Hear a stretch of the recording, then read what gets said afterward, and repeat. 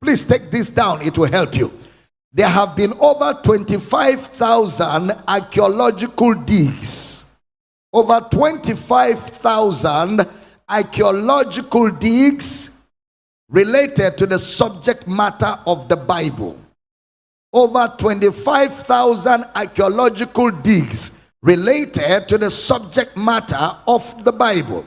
And not one of them have contradicted anything we have in the Bible.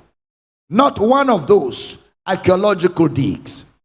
That is, overwhelming majority of them, those archaeological digs have confirmed and affirmed the things that we have in the Bible.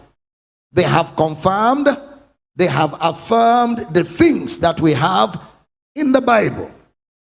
And the overwhelming majority of them have confirmed it. What we have is over 301 eyewitnesses to the resurrection of Jesus who were still alive when 1 Corinthians was written. Why is that important? 301 over. Why is it important? This is important because that means that the message of the Bible is falsifiable. Is falsifiable. When you are testing the veracity of a claim, if somebody is making a claim and the claim cannot be falsified, that means you cannot test the claim. It means you cannot test the claim. It means I can only take you by your word. It means I can only take you by your word. But this claim was falsifiable. When Brother Paul wrote it, it was falsifiable claim. And yet, it was never falsified. It was never falsified. That is the test. That is the test. That is the proof for what is authentic. It was falsifiable, and yet it was never falsified when Paul was writing 1 Corinthians. That's a piece of evidence that has to be weighed. Again, a reliable collection of historical documents written by eyewitnesses during the lifetime of other eyewitnesses. Are we in the house? Now the problem here is, some say it was written later. They even said there was a Constantine guy. You know that day I did the interview in the office. The guy said to me, but Dr. Damina, you were there. The Bible has been tampered with over the years. How are we even sure that what we have is the original? It has been tampered with. Now, the moment a critic casts a doubt to the fact that the book you're holding called the Bible has been tampered with, and you cannot refute that, then you have no authority of quoting any verse there to defend your position. The moment they bring that argument to you that the Bible was falsified, and they now give you some historical stories that you are not even aware of, you will just say, eh. Once you start saying, eh, your entire faith starts dancing characteristics of living things. The moment you start saying, eh. So let's deal with that issue very carefully, because a lot of people are going to come to you with such issue. That there was a guy called Constantine, who tampered with the collection of the original manuscripts of the Bible. So we need to deal with some things. Number one, I am establishing that the Bible was written early, and I am claiming that the New Testament was written early. The New Testament was done by the end of the 1st century. The New Testament was done with by the end of the 1st century. So by the early 2nd century or the beginning, we already had the New Testament completed. Some will argue on a couple of different fronts, and I will give you the argument, then I will deal with the argument. They will argue on the basis of some fronts. Number one, that the Bible is not reliable because it has about 4,500 translations. How can you trust a book that has been translated into 4,500 times, different translations? How can you trust it? How can you trust that in the course of the translation, the translators did not tamper with some information? That's the first argument they will bring to you. The people who make this claim are either ignorant or they are evil. They are either ignorant or they are evil, or both. Because the Bible has been translated different times. And when some of these people who claim to be intelligent, who come up with these arguments, I wonder why Christians don't laugh at them. Because they should be laughed at. Okay? If you look at literature, let's talk about Aristotle's Poetics. We have less than a dozen manuscripts. Less than a dozen manuscripts of his Poetics.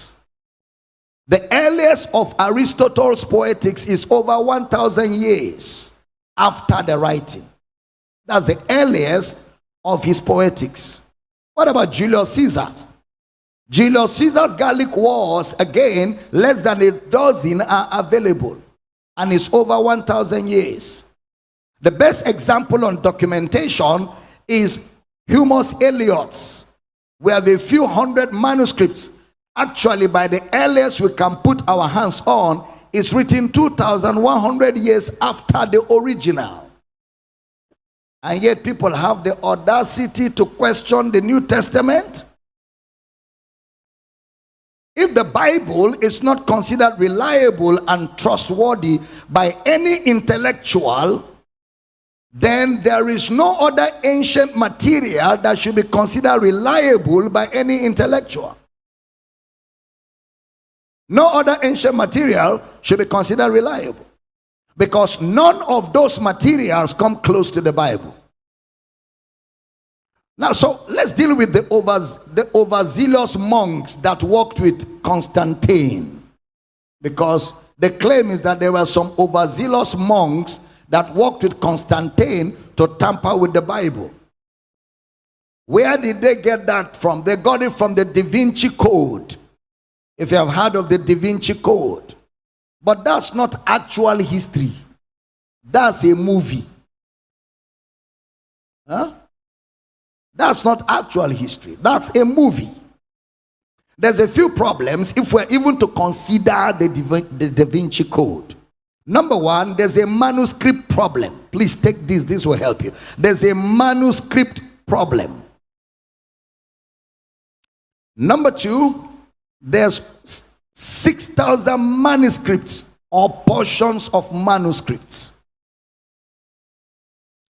6,000 manuscripts or portions of manuscripts. So if there was such a thing like Constantine and his monks that were overzealous and tampered with the Bible, it means that the monks will go and change the New Testament, and they will have to find over 6,000 ancient manuscripts or portions of it and change it. They will have to look for the over 6,000 manuscripts and change it. Then all the same way that they change the over 6,000 manuscripts, they must make sure they don't get caught, and they must make sure they don't tell anybody what they did. Then there's a second layer to the problem of these monks. Jesus said, "Go ye into all the world and make disciples of every ethnic group." Pantanta ethni. The problem is they speak different languages. So in the first centuries, the Bible is translated into Syria, Coptic, and Latin. So which means that the overzealous monks During the time of Constantine, will have to go and look for over 6,000 manuscripts, change them all the same way, don't be caught, don't tell anybody what you did. Then they will have to lie in Syria because it was already translated. They will have to lie in Coptic and in Latin, as well as they will have to lie in Greek. So all these manuscripts have to match in the translations into all these languages. And again, don't get caught and don't tell anybody. The third issue that they have to deal with in the Da Vinci Code is the early church fathers, they had a horrible habit of quoting and writing commentaries of the Old Testament. The early church fathers, they were always quoting from the Bible, then they would write commentaries. They would quote from the Bible, then they would write commentaries. So much, so if we have all their commentaries, from their commentaries, we'll be able to reproduce the New Testament. You didn't get that.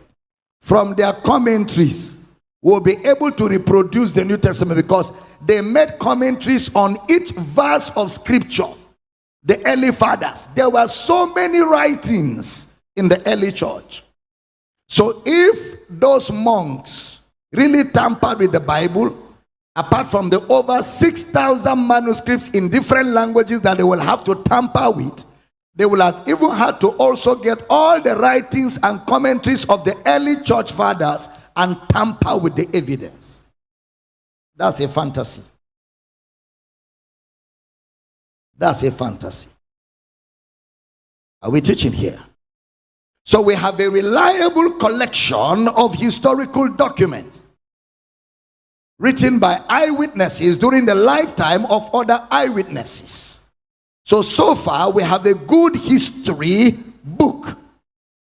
So far.